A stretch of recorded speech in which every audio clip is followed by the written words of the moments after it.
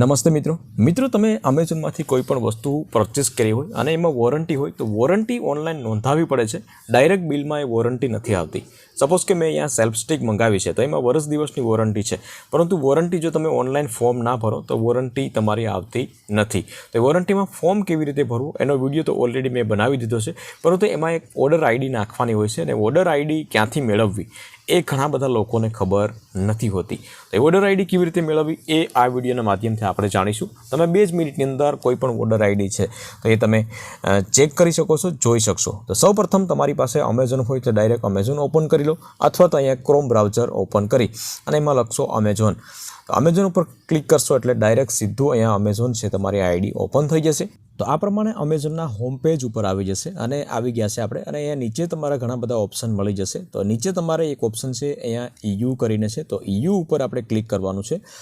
EU ઉપર click કરશો એટલે તમારે પહેલી જ વસ્તુ તો એ ચેક કરી લેવાની છે કે અહીંયાથી એકથી વધારે જો અકાઉન્ટ હોય તો એ તમારે ચેક કરી લેવાનું છે. એક અકાઉન્ટ હોય તો કોઈ પ્રોબ્લેમ નહીં, પણ એકથી વધારે અકાઉન્ટ હોય તો તમારે જે અકાઉન્ટમાંથી પરચેસ કરેલું છે તો એ અકાઉન્ટ તમારે સિલેક્ટ કરી અને ત્યાંથી તમારે ઓર્ડર આઈડી ચેક કરવાની છે. તો આ પ્રમાણે ચેક કર્યા પછી તમારે અહીંયા યોર ઓર્ડર ઉપર ક્લિક કરવાનું છે.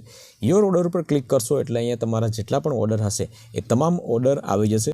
આમાં ઓર્ડર આવી જશે, ત્યારબાદ તમે કોઈ વસ્તુ રિફંડ કરેલી હોય તો રિફંડ આવી જશે, કેન્સલ કરી હોય તો કેન્સલ આવી જશે, તમામ વસ્તુ આવી જશે. તો મેં અહીંયા પહેલી ડિલિવરી જે છે એ સેલ્ફ સ્ટિક મંગાવી હતી, તો એ પણ અહીંયા ફર્સ્ટ છે. 31 માર્ચના દિવસે મને રિસીવ મળી હતી. તો એના ઉપર આપણે ક્લિક કરવાનું છે, કારણ કે એને જ આપણે ઓર્ડર આઈડી જે છે એનું ફોર્મ ભરવાનું છે, વોરંટી ફોર્મ.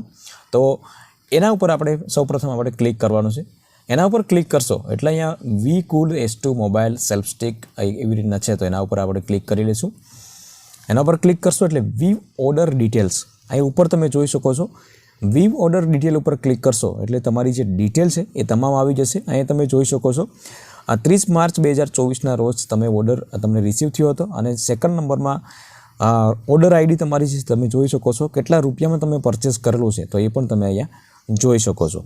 હવે તમે વોરંટી કાર્ડ અપ્લાય કરશો, મતલબ કે ફોર્મ ભરશો ઓનલાઈન, ત્યારે તમારે આ ઓર્ડર આઈડીની જરૂર પડશે. તો આ ઓર્ડર આઈડી તમારે કોપી કરી લેવાની છે અને કોપી કરીને ત્યાં અથવા તો લખી લેવાની છે, પરંતુ આમાં વચ્ચે જે છે લાઇનિંગ છે, આડી લાઇનિંગ છે, તો એ તમારે હટાવી દેવાની છે, તો જ તમારું ફોર્મ સબમિટ થશે. તો આ પ્રમાણે તમે ઓર્ડર આઈડી મેળવી શકો છો. મિત્રો, વિડીયો ગમ્યો હોય તો વિડીયોને એક લાઇક જરૂર શેર કરજો, અને ચેનલ ઉપર નવા આવ્યા હોય તો ચેનલને સબસ્ક્રાઈબ જરૂરથી કરી લેજો.